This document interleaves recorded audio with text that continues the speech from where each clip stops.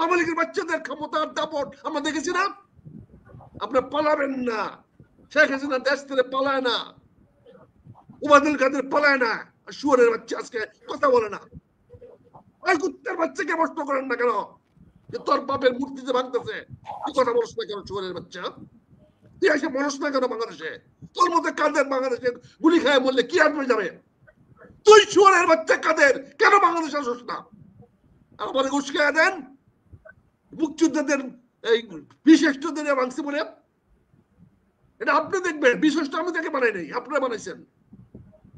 আপনারা আমাদের অপমান করেন নাই। জিয়া রহমানকে আপনারা রাজাকার বলেছেন। কোথায় ছিল সেদিন আপনাদের মুক্তিযুদ্ধ চেতনা? সে বীরুত্তম ছিল না?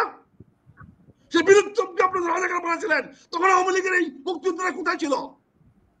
ভাতাওয়ালারা কোথায় ছিল? ভাতা কন্যারা।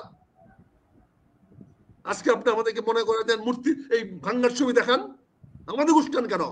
ওই আওয়ামী লীগের ছোট বাচ্চাদেরকে বলেন যারা শেখ হাসিনার 15 বছর এই খাইছে লুটছে, তাদেরকে বলেন, তাদেরকে বলেন আস্তে আস্তে, তাদেরকে বলেন গুলি খাইতে, তাদেরকে বলেন মব জাস্টিস ফেস করতে, আস্তে বলেন তাদেরকে। আমাদেরকে দিয়ে কথা বলবেন, আবার আমাদেরকে খুঁজাতে বলবেন যে আপনি কিছু বলবেন না। কাজে ভাই